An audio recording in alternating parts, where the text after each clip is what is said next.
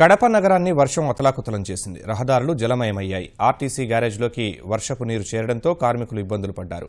మృత్యుంజయకుంట నీట మునిగింది. ఇళ్లలోకి వర్షపు నీరు వచ్చి చేరింది. మురుగు నీరుతో ప్రజలు నానా అవస్థలు పడుతున్నారు. కొంతమంది నివాసాలకు తాళాలు వేసి వెళ్లిపోయారు.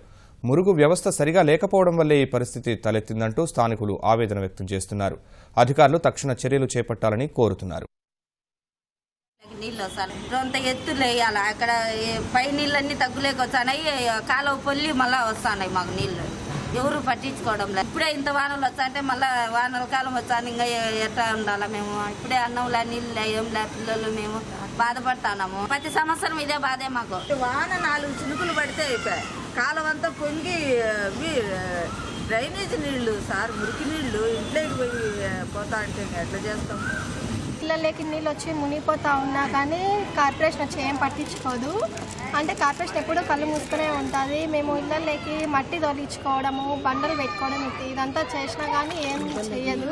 పెద్ద కాలం ఉంది కదా, అది పూడెత్తలేదు. కాలం ఎక్కువ నిండిపోయి ఇళ్ళలోకి నీళ్ళు వచ్చేస్తున్నాయి.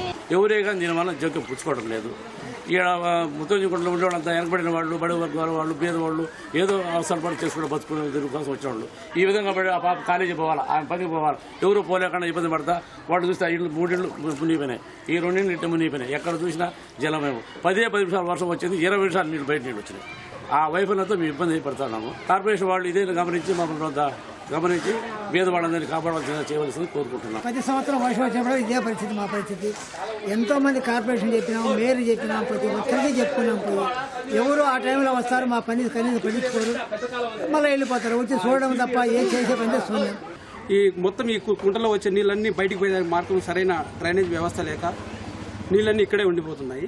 ఈ అన్ని మొత్తం కలిపి ఒక పెద్ద డ్రైన్ ఏర్పాటు చేసి ఈ కుంటలోకి వచ్చిన వాటర్ అంతా ఒక డ్రైనేజ్ వ్యవస్థ చేశామంటే ఇక్కడ ఏ ప్రాబ్లం ఉండకుండా ఉంటుంది. మేము పలుమార్లు విజ్ఞప్తి చేసాం. కనీస వసతులు కూడా మా కుంటలో లేవని కూడా కమిషనర్ గారికి, మేయర్ దృష్టి గారికి తీసుకెళ్ళాము.